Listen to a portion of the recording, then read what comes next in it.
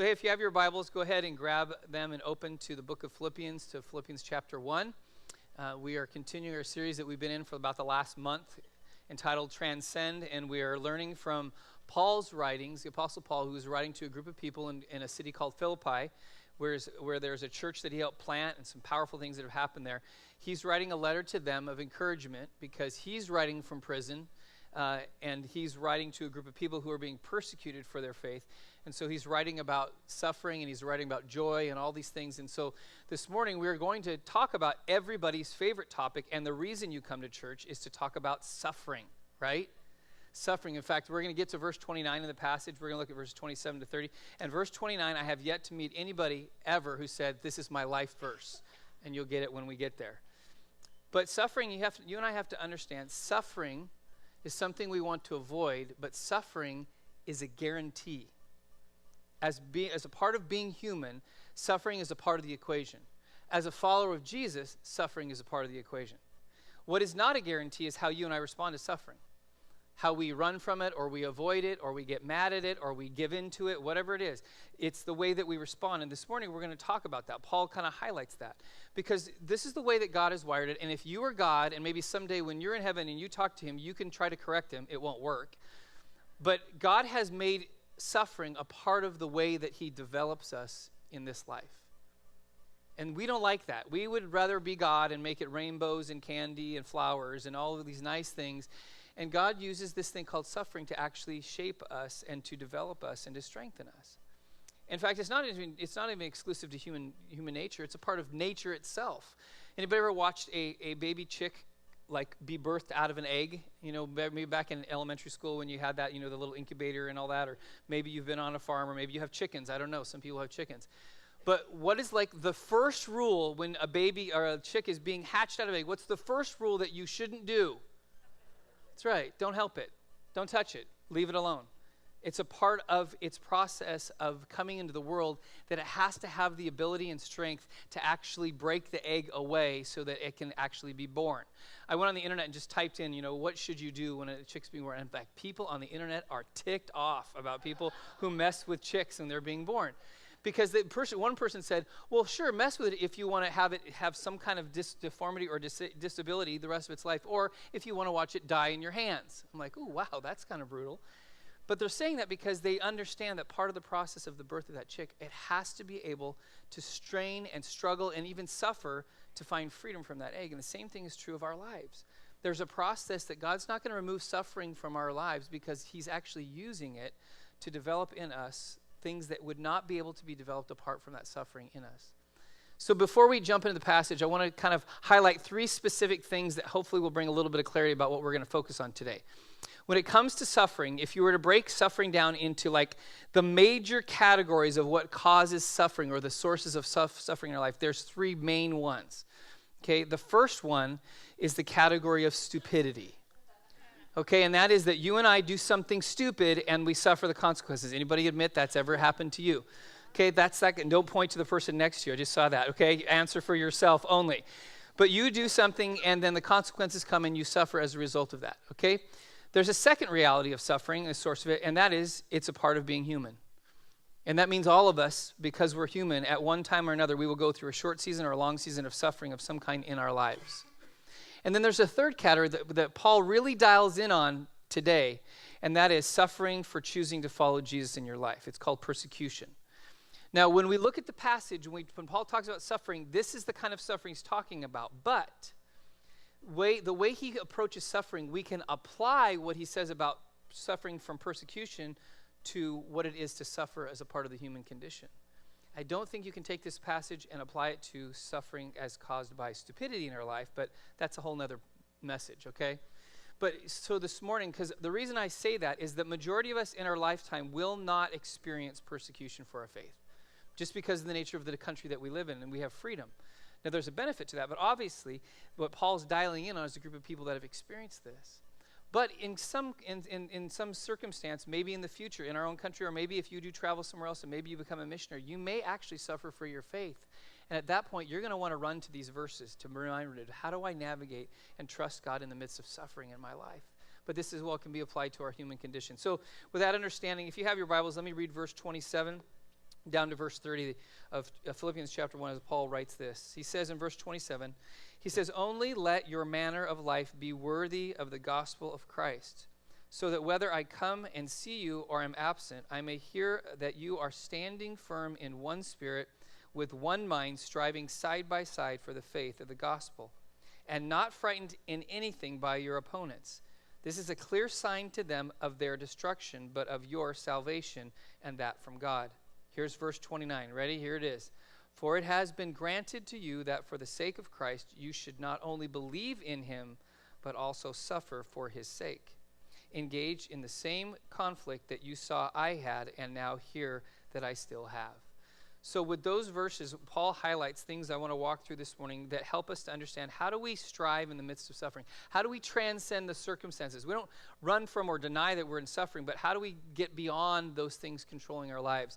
Paul highlights a number of things. Look at verse 27. The first reality that he shares with us is to remember something, and that is that you and I have to remember who we are. We have a tendency to forget we are. And some of us don't even know really who we are to begin with. So forgetting it isn't even part of the equation. But remembering who we are, Paul says this. He says the first part of verse 27. He says, "Only let your manner of life be worthy of the gospel of Christ." Now, he always chooses his words intentionally. And when he chooses the word manner, the way in which you live your life, it's the word that has the connotation of citizenship. So what he's saying is, live as though there's citizenship that you have that is not in this world, but is tied to the gospel of who Jesus is. So what is Paul saying? And this is the shift that's hard for us. The only context we know is being human and living in this world. But what Paul is saying is, when you say yes to Jesus, your citizenship changes. You automatically go from being a citizen of this world to being a foreigner in this world. And that's an important shift for us to understand. Because when you live as a foreigner, you live differently than if you're native to that country. Because when you live at home, in the place that you call home, you live in a way of understanding culture, customs, laws, language, food, all those kinds of things. You understand it. It's normal. In fact, on a daily basis, you don't even give much thought about it because it's just normal. But when you travel to another country where you are a foreigner, you think about everything. You think about what you don't understand about language, about why they eat strange food, about why the weather is so different than where you're from, and why people speak different languages, and they look different than you, and so you feel a little bit out of place. See, what Paul's saying is the way that you and I can navigate suffering is to understand that we are citizens of eternity, not citizens of this earth. And the reason that's important is because you and I think that this lifetime is really all that there is. We give very little thought to the reality of eternity, which is forever. And when you and I get to eternity, whatever suffering you and I experience in this life, we'll look back and think, oh, that was a short period of time. And if the shift comes in your mind that, okay, I don't belong here, this is foreign, I can put up with this for a while, and then eventually I will go home, where suffering will no longer be a part of the equation, because I won't be a foreigner anymore. I will be a citizen. So you can think about it if you've ever traveled. So I've talked about going to Uganda. Uganda is a beautiful country. I love Uganda, and I'm going to go back to Uganda, have connections there. But I'll tell you, Uganda is not the United States. Not even close. In fact, it's very different in everything about it. Its language is different. Its food is different. The weather is very different. It's more like Hades climate, which is super hot, lots of humidity. It's got a lot of natural beauty to it, but it's just a different place. We bag and get frustrated with our government, but talk about corruption, the government in Uganda is corrupt. And so you have all these dynamics going on in Uganda, and so when you go there, you really feel the weight of being a foreigner because you don't know the way things work. I mean, there's armed soldiers, there's checkpoints, there's all this stuff that we don't see on an ongoing basis. And so you have to realize that while you're there, you're going to live differently, and sometimes life is harder there. So I think I've shared this before, but one of the places that we were staying, we didn't get the benefit of a nice house with air conditioning, and we basically got a cinder block room, 4 walls with a window with no screen, no nothing, and a roof overhead. That was it, and it was literally all night long. It was 85 degrees with 90% humidity, with no moving air. And it just so happened that one of our teammates decided to leave his mosquito net 4 hours away in the last place that we had stayed. So Kim and I, knowing that all of us needed a mosquito net because the mosquitoes were really active in that area of Uganda, we made a commitment and we decided to stay in our one, we had each had our own mosquito net tent, but we stayed in one tent that was made for one person with the two of us, so our other teammate could have mosquito net. It was the most miserable night of my life. Just so you know, nothing romantic about spending the night with your wife in a mosquito net in those kind of conditions, okay? You don't want to be anywhere near each other. And if you've ever had a mosquito net around you, you don't lean up against the mosquito net or sleep against it because mosquitoes will bite right through the net. They're pretty smart. So when you're laying there in a tent made for one, literally a narrow tent, you can't lean up against the side where the net is because you'll get bitten. And you don't want to lean towards the middle because you're sweating so much you don't want to touch each other. And all night long, we're like, stop touching me. You're too close to me. I'm touching the net. Move over. I need more space. All night long. Neither Kim and I slept at all. It was miserable. But I'm laying there in the middle of the night thinking, I can't wait to get on a plane and fly home and go into my air-conditioned house, into my nice bedroom that has windows with screens and a comfortable bed. And even though I love my wife, it's a queen bed, and she can have her side, and I can have my side, and the suffering will be over, right? Seriously, I had to convince myself a few times in Uganda, this is temporary, this is temporary, this is temporary. I love to travel. I'll go back to Uganda, but I know I'm more comfortable when I'm here. That's what Paul's saying to us. If our perspective on suffering changes and we realize that being human and living on this planet, we are foreigners, that means that what we experience is only temporary. Because what is eternal doesn't include suffering anymore. And if you and I have that reality in our lives, then it changes the way we walk through suffering. Second thing, going on in verse 27, striving through suffering also means to stand up instead of sitting down. When you and I face suffering, Paul says this. He says, that I may hear of you that you are standing firm in one spirit. The phrase standing firm has to do with holding on to something, not backing down, even at personal cost to you. That means being willing to do whatever it takes to stand in the midst of suffering instead of what? Caving into it. It doesn't mean that you and I have some kind of positive thinking and think, okay, I'm not really suffering. It's not denying suffering. It's standing up in the middle of it and saying, I'm not going to let this control my life. I'm not going to give in to the suffering I'm experiencing. I'm going to push back against the suffering. I'm going to stand up. And why is that important?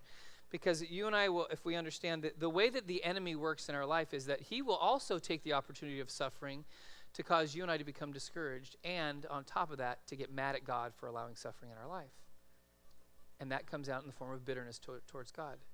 You don't have to raise your hand, but I think all of us in one time or another in our life, we've looked at God and said, this is not fair. Now, when was the last time you looked at somebody else and said it's not fair when they're going through suffering? But it's always not fair when we're going through suffering, right? When our enemies go through suffering, oh, that's fair. That's justice. Why is that? It's because inside of us, we're giving in and becoming victims to our own suffering when God says, no, you're supposed to stand in the midst of that. You're supposed to stand against it and not give into it. The reason Paul's saying that is, remember, he's experiencing suffering, and he's speaking to a people who's experiencing suffering. And you can imagine what it would look like if they caved into the suffering of persecution. You and I may not be here today. The church might have gone extinct. But they stood up in the face of suffering because they knew that God ultimately was going to work in their suffering and through their suffering. It takes courage to suffer. It takes courage to stand up in the midst of suffering. And sometimes you and I have to be reminded. In fact, listen to what Hebrews chapter 10, verse 39 says. The writer of Hebrews says, but we are not those who shrink back and are destroyed, but are of those who believe and are saved. We don't shrink back. We don't pull back from suffering in our lives. But what do? We stand. There's something powerful about the concept of standing in the midst of something, standing against. That's why if you were in Ephesians chapter 6 and Paul talks about the armor of God, after he unpacks all of that, do you remember his statement? He says, when everything else is done, you do what? Stand. That means you're standing against the opposition that's coming your way. And it's important because you'll be in circumstances when everybody else around you is sitting and caving in and giving in, and you're the only one that's willing to stand. And it may come at personal cost, but you have to be willing to do that. In fact, take a look at this short clip. This is a clip from the movie Pearl Harbor. And there's a scene just after Pearl Harbor's been bombed, and Roosevelt has gathered all his advisors around, and he's trying to hear from the military what are our options. He wants to strike at the heart of Japan, and they're all saying, there's no way we're getting to the heart of Japan. We can't do this. And this is his response to what they say to him. Let's take a look at this. Gentlemen, Most of you did not know me when I had the use of my legs. I was strong and proud and arrogant. Now I wonder every hour of my life why God put me into this chair. But when I see defeat in the eyes of my countrymen, in your eyes right now, I start to think that maybe he brought me down for times like these when we all need to be reminded who we truly are, that we will not give up or give in. Mr. President, with all respect, sir, what you're asking can't be done.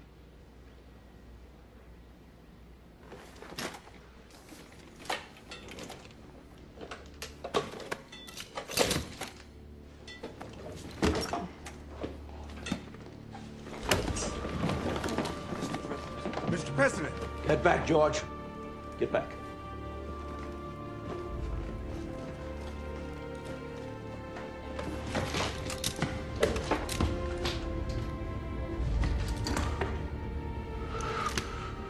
Do not tell me it can't be done. So when you think about standing in your life, and I can't pretend to understand the kind of suffering that has happened in your life and those who represent in this room. But standing in the midst of suffering doesn't mean that you don't suffer. Standing in the midst of suffering is that you don't become a victim of your suffering. Because part of what happens is when we suffer, when we take suffering on as an identity, we become a victim of it. And then we can't live beyond it because it tells us what we can and cannot do, as opposed to listening to God's voice and seeing what God is doing in the midst of our suffering. So Paul makes this really strong statement about standing.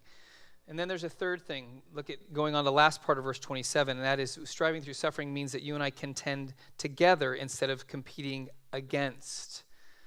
So the last part of verse 27, Paul says, with one mind, striving side by side for the faith of the gospel. Again, Paul chooses his words specifically and wisely. The word striving has to do with competing. Normally competing against, but in this context, he changes it and it's competing alongside. That means that when you go through suffering, those who are around you are not your enemy, they're your support system. You're not working against them, you're working with them. Why would Paul say this? Because sometimes when pressure is applied, what do? We turn on each other. And so when we're bitter and upset about suffering in our life, anybody who's around us becomes the lightning rod for our bitterness, and we get angry at them, and we turn on them. And therefore, they become our enemies instead of being partners. We're competing now against them instead of working together side by side. This is important that Paul would say this to a group of people who are experiencing suffering in their life. Ever gone through a bad time or a bad season or suffered a bad day, and you come home and somebody at home catches it because you had a bad day? Pastors have bad days too, I can be honest. And you're like, whoa, where'd that come from? Well, you're just a lightning rod because I feel like I'm suffering and I'm the victim of my suffering, so I'm going to take it out on you. But you know what's interesting about the church? This is not true all the time, but it's true most of the time.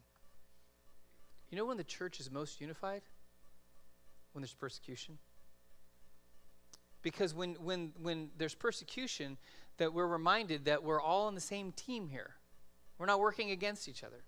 And sometimes when things are easy and things are comfortable, we have a tendency to separate. We have a tendency to split. We have a tendency to kind of do our own thing. And then what happens is there's this competition that kicks in our lives. And we start working against each other instead of working for each other. But what Paul's saying in this is there has to be unity, because unity helps us to understand we all have a common enemy. And that enemy is not the other person. The enemy is the enemy. Sadly, but rightly, you know the most unifying day, one of the most unifying days in the history of our country? Anybody remember what that day was? 9/11. It was 9/11, which is one of the worst days in our country's history. But what happened is when terrorists struck at the core of who we are, all of the political affiliations and the arguments and the languages and skin colors and differences that people had just fell to the side. Why? Because we all had a common enemy. We stopped turning on each other and we started working together. There's something to be said about we don't pray for persecution. Okay, God, bring persecution, there can be unity in the church. But there's a warning to us that the reason that sometimes there's division, and that's why what's interesting, when you travel to countries where there's persecution, they don't care so much about denominations. They don't. They don't ask you what denomination you're from. They just want to know, do you love Jesus? And have you given everything? Are you suffering for him? We get all crazy about denominations and theologies and practices and styles and all this stuff. And most of the rest of the world under persecution, they just want to know, do you know Jesus? That's the bottom line.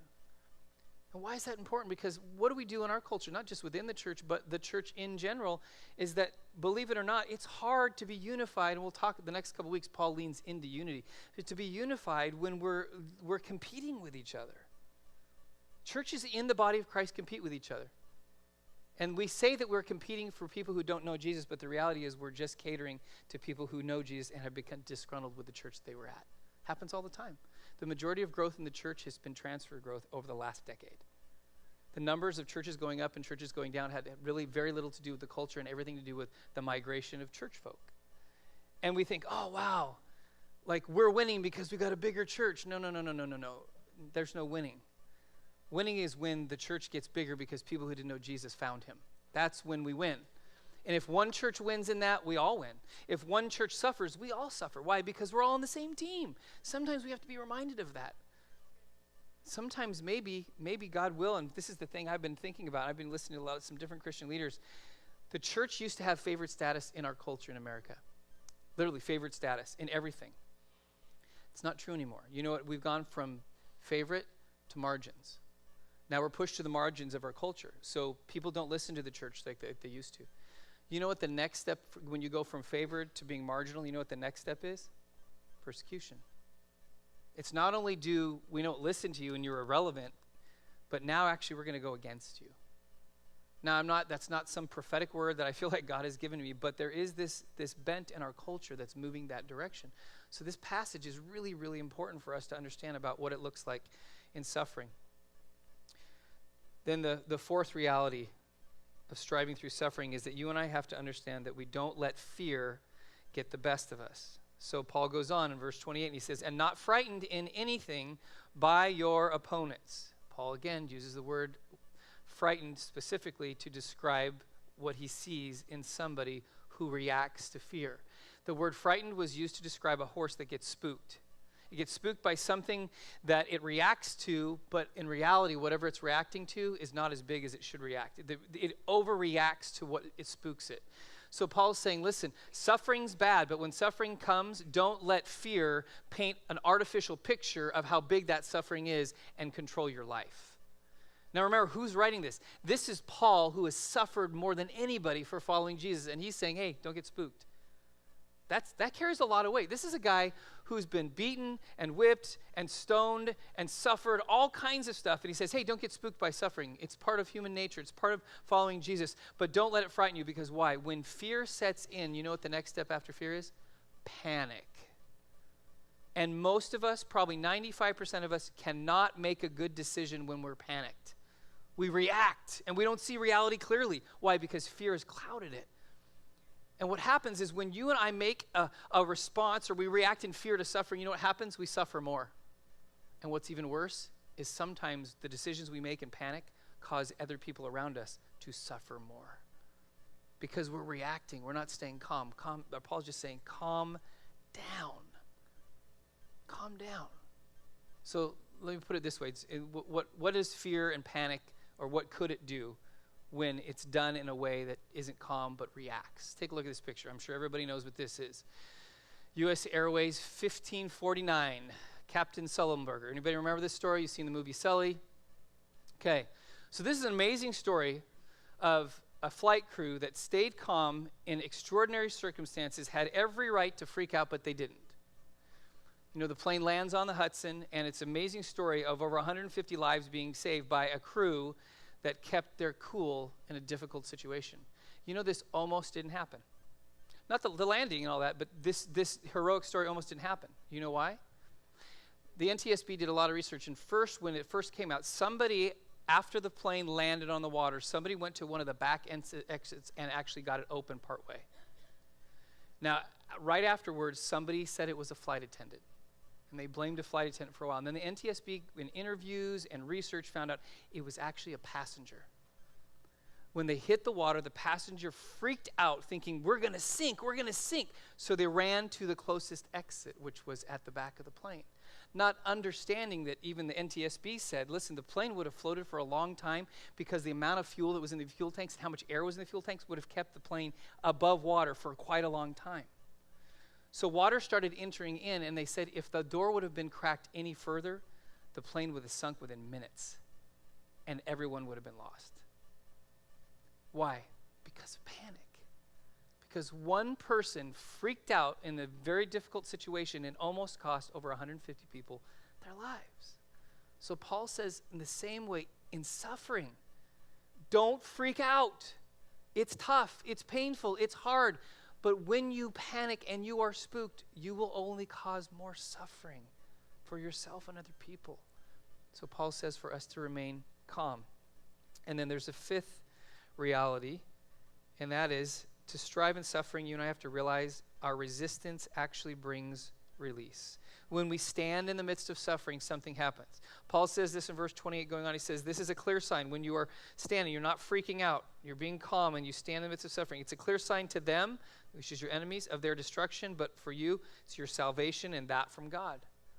Paul is saying if you have the capacity to stand within suffering and to remain calm, that is a sign to you that God is at work in you, thus your salvation, and a sign to those who are against you, there's something different about you, that there will not be victory for them in your suffering. Why is that important? Because the enemy takes the opportunity for the suffering in our lives to push us away from God. He does. He uses it just like God uses it to develop it. I think the enemy, uses it to push us away from God. But you and I have to be reminded of something very important. There are times when you will stand for things in your life that you believe God is doing, and it may cause you to have to endure suffering. Because you are standing in what you know God is doing in your life or what God says is true, and because of that, you're getting pushback. And here's the danger, not only from the outside, people who maybe don't even know Jesus, but this happens from the inside. Remember what Paul said a couple passages ago? He said that there are people actually preaching Christ out of selfish ambition, people doing the right thing for the wrong motives. So people that should be on his team were pretending to be on his team. So it almost felt like his persecution wasn't just coming from the Roman government, it was coming from other people who were almost inside the church. So if you think about that, that means that there are times when there may be persecution in your life, pushback that you're going to get from people who should be on the same team with you. Because they're responding with fear, they're becoming victims of their own suffering, and you're standing up in the midst of it and saying, no, God is at work here. See, that happens all the time. In fact, it happened way back in the Old Testament. Anybody remember the story of Israel? They come out of Egypt, and God pretty quickly after they cross the Red Sea, God pretty quickly brings them to the doorstep of the Promised Land. And then Moses sends in spies. He sends in 12 spies, and when they come back and they give this report to all of Israel, and the report is 10 of them saw the land and said, we cannot do this. There's giants, there's fortified cities, there's no way we're going to overcome the land. We should just stay back and not risk anything.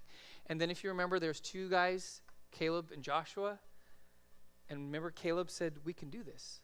This is what God wants for us. If you read the story and the narrative that quickly from their report, literally within a few verses, all of Israel turns on them and wants to kill them because they believe that God can actually do something.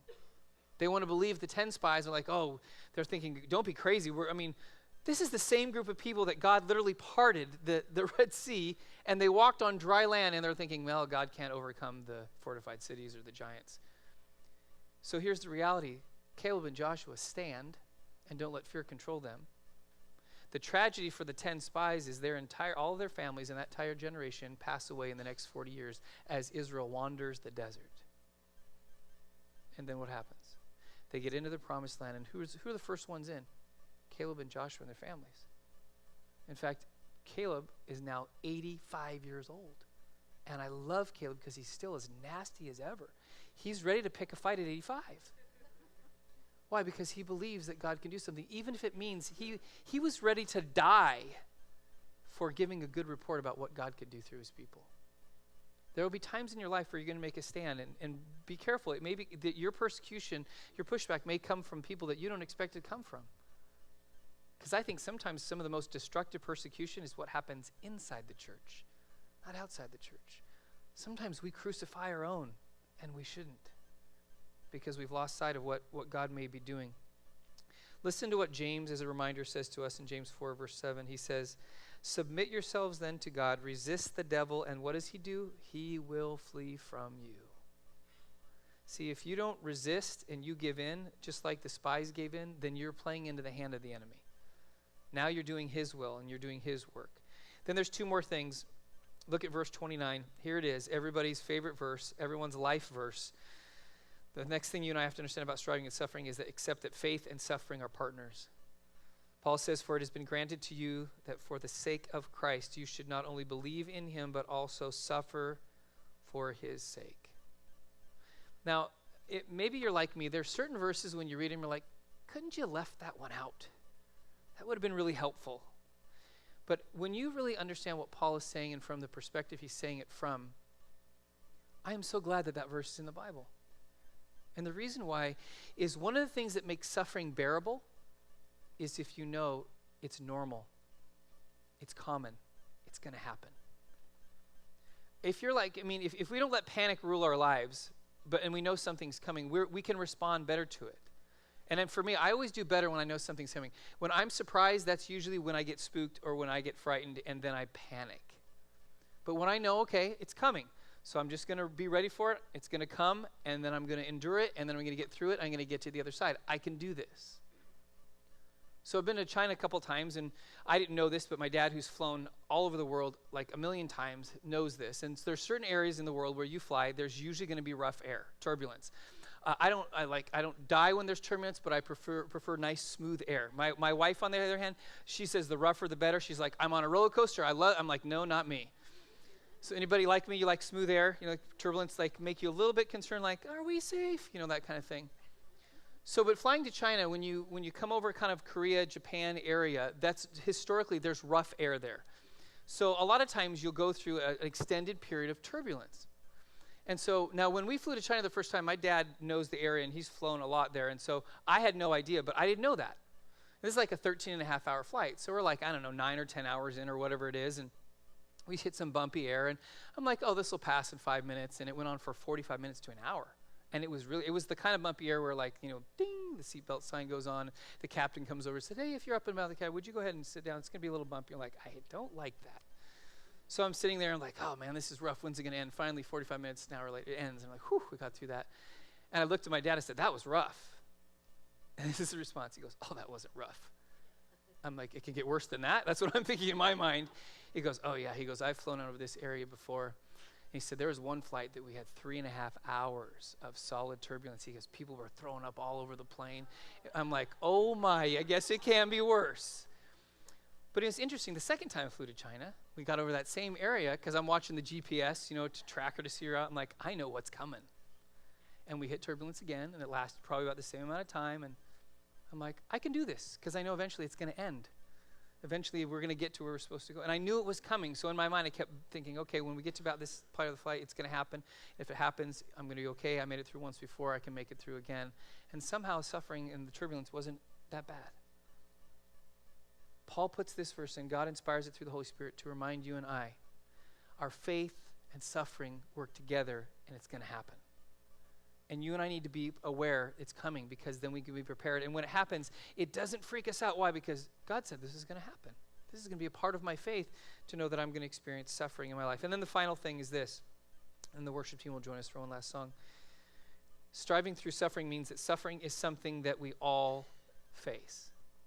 Paul says in verse 30, he says, he's engaged in the same conflict that you saw I had and now hear that I still have. So Paul's saying, remember, we've talked about this. I'm in this struggle. And as he's writing this book, you will see they are in the same struggle that Paul's in. He's reminding them of the struggle he's in. And they know it because this is common to them as well. This is something they're all experiencing. So it isn't like Paul's saying, oh, now when you go through suffering. No, he's saying you're going through suffering like I'm going through suffering, which you've heard. Because Paul's life, once he said yes to Jesus, was a series of sufferings. But this is a reminder that all of us go through suffering. Not one human being in their lifetime will ever be exempt from suffering. All of us go through it, whether it be suffering for your faith or suffering in the human condition. Why is that important? Remember I said it earlier, suffering is a guarantee, but the way we respond to suffering is not. And here's the challenge. I have watched this in the lives of people over and over and over and over again. When we suffer, when we struggle, when we go through hard times, our default is to isolate ourselves. We run. We pull back. We pull back from the very people who can support us and pray for us and care for us. We think somehow if I pull back in the midst of my suffering, I'll be able to figure this out on my own, and nobody will really know how bad I'm suffering. I'll just pull back. I've watched it happen in our church. It's amazing. Someone will disappear, and then they'll come back to church, and they'll tell me the story of suffering they went through for the last 3 months. And I said, why didn't you say anything?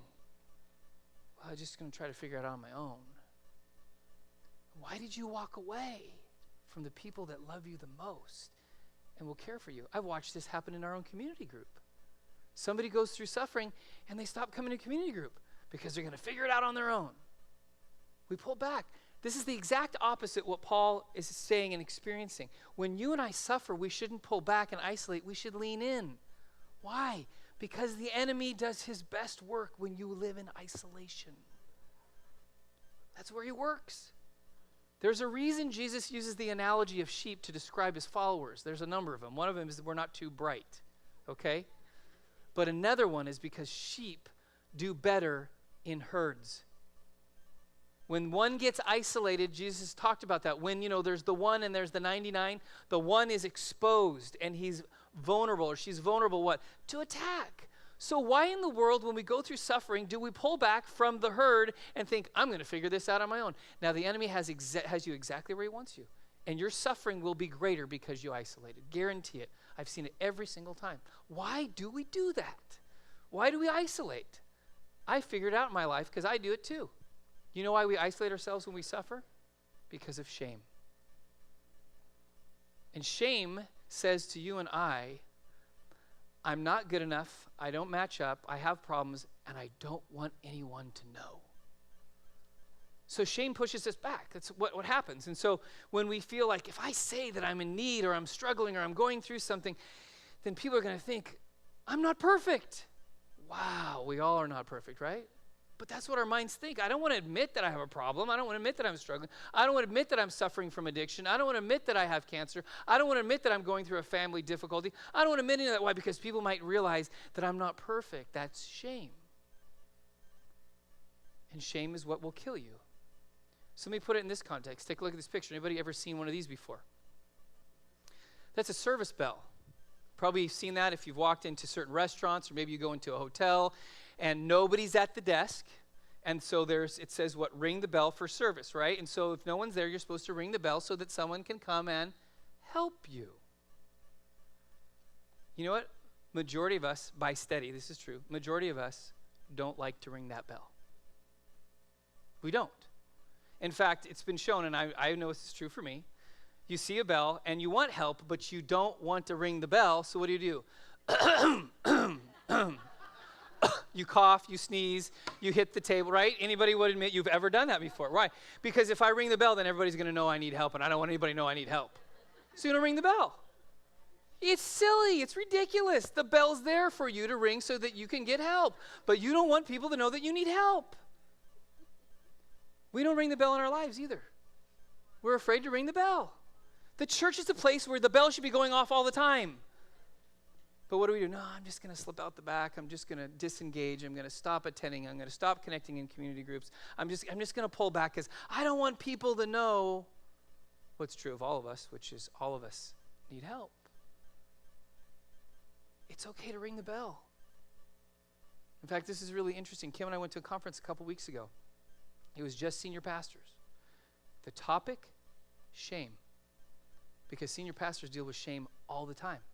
The internal dialogue in most of us is, I'm not good enough, I don't care for people enough, I'm not there for people enough, I don't preach good enough, and you go through all the list of things, and you just feel that sense of shame. And you know what that does to senior pastors? We never ring the bell. Because we don't want people to know that we're inadequate, even though we are. And it was really interesting. At that conference, there was probably 8 or 9 tables set up in this room, and they were all filled with pastors. And there was a bell sitting at the center of every table.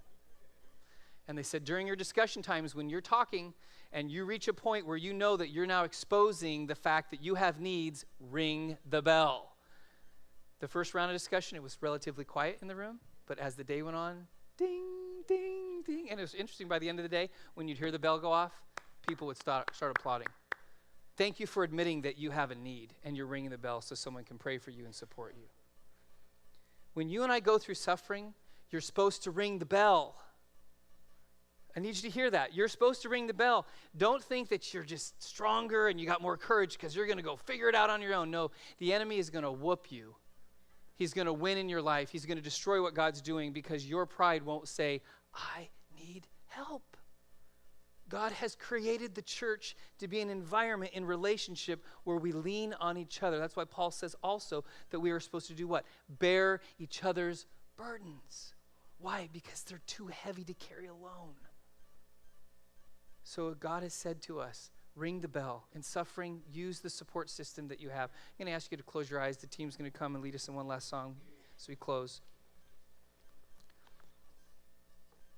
This morning, it's important that you and I learn from Paul's writings that although we may not suffer specifically for our faith, we do experience suffering from our own human experience. And yes, we know that the church is not perfect, and I know even some here might say, well, I did ring the bell at one point, and I didn't feel like people cared for me, and I apologize on behalf of this church or any church if you felt that. But one of the realities of care is that you have to establish relationship in order to give and receive care in your life. So maybe one of the reasons you haven't been able to be cared for is because you haven't invested in the relationship with people around you. You haven't been a part of a community group or had friends that support you. And it may require for you to invest in relationship. But others, and probably the majority of us, if you struggle through suffering and you struggle through isolation, I think there's a wake-up call that God is giving you today. He's saying, it's time for you to get over your pride. It's time for you to get beyond your shame. Because everyone around you suffers. And everyone around you, you would be amazed if everybody were to tell their story, how many things you have in common with a person sitting next to you or sitting a row over from you or sitting across the sanctuary this morning. You have experienced pain and suffering just like everybody else in the room. But Jesus has given us an answer, and it comes in two forms. The first one is to lean on each other.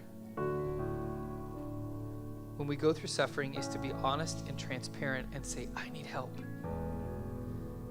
But the second and probably most important is that Jesus has given us himself, through his Spirit who lives inside of us, who understands the pain and the suffering. And Jesus himself knows suffering more than anyone.